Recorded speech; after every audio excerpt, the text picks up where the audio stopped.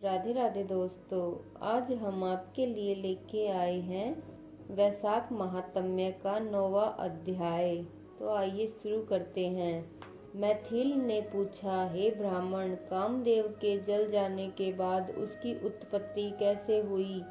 यह सुनकर श्रुतदेव स्वामी कार्तिकेय के जन्म की कथा कहने लगे, जिसके सुनने से पाप नष्ट हो जाते हैं, यश व पुत्र मिलते हैं और सब रोग नाश होते हैं, सब रोगों का नाश होता है। जब महादेव जी ने कामदेव को भस्म कर दिया, तब उनकी स्त्री रति मूर्छित हो गई और फिर चेत होने पर अनेक प्रकार से विलाप कर शरीर त्याग करने लगी और अंतिम क्रिया करने के लिए बसंत को बुलाया। बसंत ने आकर रति को समझाया कि आत्मघात करना पाप है, लेकिन रति के न मानने पर बसंत ने नदी के तट पर चिता बनाई और रति गंगा में स्नान कर संपूर्ण क्रियाक्रम से निश्चित हो सब इंद्रियों को रोक और मन को आत्मा में लीन कर चिता पर चढ़ने को उद्यत हुई। तब आकाशवाणी हुई कि हे कल्याणी, हे पति में अत्यंत प्रेम रखने वाली, तू चिता में प्रवेश मत कर। तेरा पति महादेव जी के प्रसाद से तथा यदुवंशी कृष्ण भगवान से पुण्य पैदा होगा। ऐसे क्रम से 2 जन्म होंगे, तब तुम्हारे दूसरे जन्म में श्री कृष्ण से रुक्मणी के गर्भ से तेरा पति होगा, उसका नाम प्रद्युम्न होगा। तू ब्रह्मा के श्राप से शंकर के घर में निवास करेगी, वहीं प्रद्युम्न नाम के तेरे पति से तेरा मिलन होगा। ऐसा कर आकाशवाणी समाप्त हो गई। रति ने चिता में प्रवेश नहीं किया। फिर सब देवताओं ने रति को वरदान देकर उसको शांत किया और कहा, हे कामप्रिय, अब तेरा पति अनंग कहलाएगा और अंग वाले की तरह मरा हुआ भी दिखाई देगा।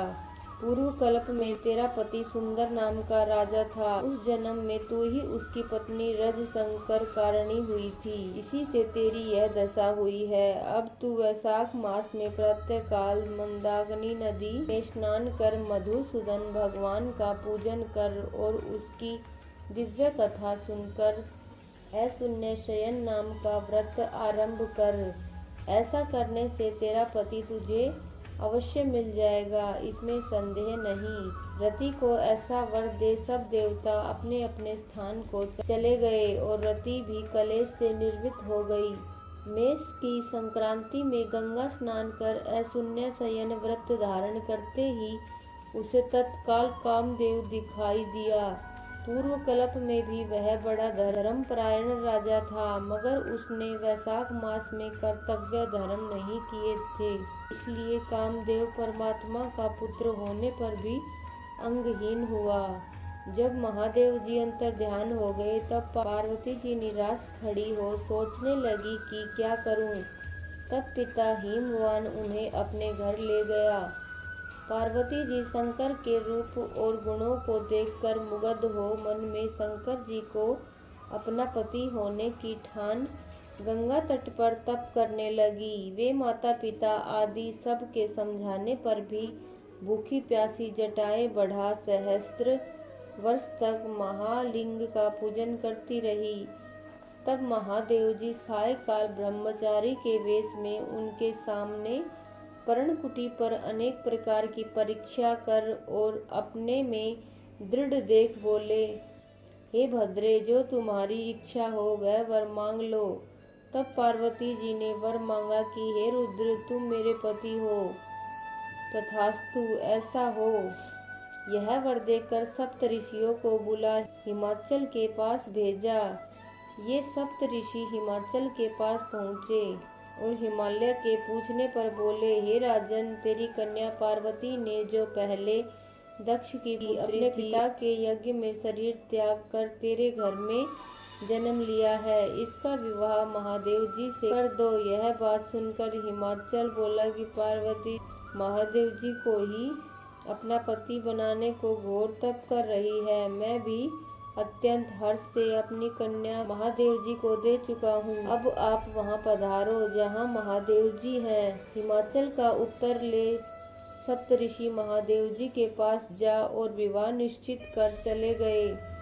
सब देवता मुनि 6 मातृका आदि को तथा भूतगणों को साथ ले बैल पर चढ़ गए। उनके आगे शंख मृदंग आदि अनेकों बाजे बजने लगे और वेद की ऋचा के पाठ होते हुए हिमाचल की पुरी में पहुँचे। तब शुभ लगन में शिव पार्वती का विवाह संपन्न हो गया, जिससे त्रिलोकी में आनंद छा गया।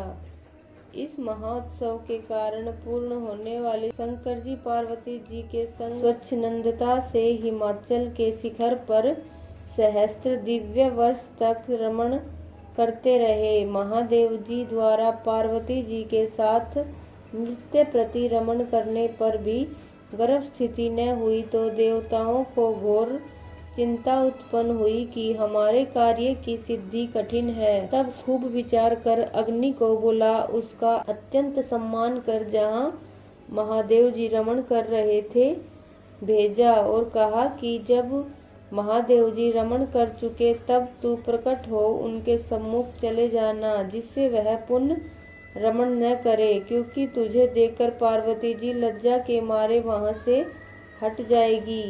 तब तू शिष्य होकर कामारी शिवजी से प्रश्न कर बहुत सा समय लगा देना। बहुत काल व्यतीत होने पर पार्वती जी के गर्भ से स्वामी कार्तिकेय का जन्म होगा। अग्नि देवताओं से विदा हो महादेव जी के पास गया, जिससे वस्त्रहीन पार्वती को बड़ी लज्जा उत्पन्न हुई और रमण छोड़ अलग हट गई।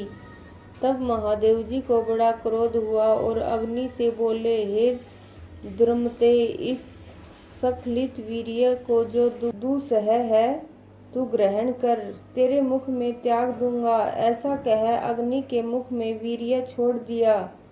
उस प्रचंड वीर्य के उदर में प्रवेश होने से अग्नि ने दुखित हो स्वर्गलोक में देवताओं के पास जा सब वृत्तांत कहा, जिससे देवताओं को वीर्य के स्थित हो जाने से हर्ष हुआ, परंतु प्रसव कैसे होगा इसका अत्यंत दुख हुआ। अग्नि के उदर में महादेव जी का तेजोमय वीर्य बढ़ने लगा। 10 महीने हो गए और प्रसव का कोई उपाय न हुआ। तब अत्यंत दुखी हो देवताओं को संग ले महाश्वयनी गंगा के पास जा सब स्तुति करने लगे। हे माता, तू देवताओं के निमित्त शंकर के इस तेज को धारण कर। जो अग्नि के प्रसव बढ़ रहा है वह स्त्री न होने से प्रसव नहीं होता, हमारी रक्षा कर। ऐसी प्रार्थना पर गंगा ने कहा, तथास्तु। तब देवताओं के कहने से अग्नि ने गर्भमोचन मंत्र से गर्भ का आकर्षण कर शंकर जी के तेज को गंगा जी में छोड़ दिया। यह तेज बड़ा दीप्तिमान और लोकों में असहनीय था। कुछ मास पर्यंत गंगा जी उसे सहन न कर सकी और जल सूख गया और रक्त कलेवर दिखाई देने लगा। तब अत्यंत दुख से व्याकुल हो अपने उदर एवं गर्भ को त्याग दिया, जो सब पर्वतों में गिरा। जहाँ विदीर्ण हो उस गर्भ के 6 भाग हो गए तथा ब्रह्मा जी की भेजी 6 कृतिकाएं आई। उन्होंने सरकंडों से विभिन्न संभव तेज के 6 भागों को ग्रहण कर 6 मुख का पुरुष बनाया, जिसका शरीर एक ही था। उसे बहुत दृढ़ कर दिया। वह पुरुषा आकार 6 मुखी शरीर बहुत समय तक सरकंडों में वैसे ही पड़ा रहा। उसका कोई रक्षक नहीं था। एक दिन बैल पर चढ़े हुए महादेव पार्वती उसी स्थान से होकर श्रीशैल को जा रहे थे कि सहसा पार्वती के स्तनों से दूध की धार ढरकने लगी। विकसित हो पार्वती ने महादेव जी से अकस्मात स्तनों में दूध बहने का कारण पूछा। महादेव जी बोले, पार्वती, तेरा पुत्र यहीं नीचे पड़ा है और अपने रमण की बात तथा अग्नि का वहां आना, जिससे पार्वती को उसे देखने से लज्जा के मारे हट जाना और वीर्य संकलित होने से क्रोध में आकर अग्नि के मुख में छोड़ देना और गंगा के जलने से गंगा का सरकंडों में छोड़ देना और वहां पर उसके 6 भाग हो जाना तथा मातृकाओं के दृढ़ कर देने का वृत्तांत सुनाया।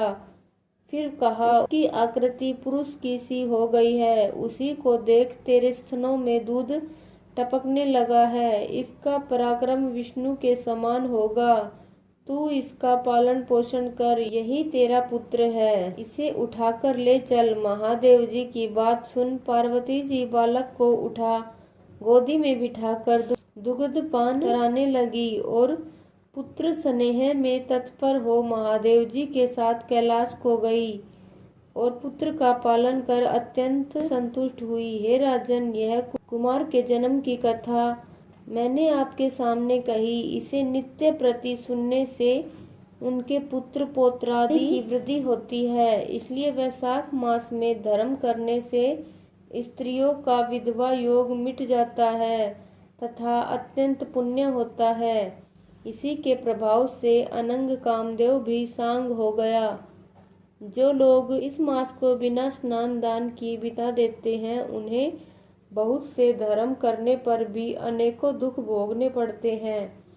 इसलिए यही एक मास संपूर्ण धर्मों में करने के लिए हितकारी है। जय हो विष्णु भगवान की। तो दोस्तों, ये था वैशाख महात्म्य का 9वां अध्याय। यदि आपको आगे के अध्याय सुनने हैं तो हमारे चैनल को सब्सक्राइब कर लें, ताकि आपको आने वाली हर वीडियो की नोटिफिकेशन मिल जाए। धन्यवाद दोस्तों।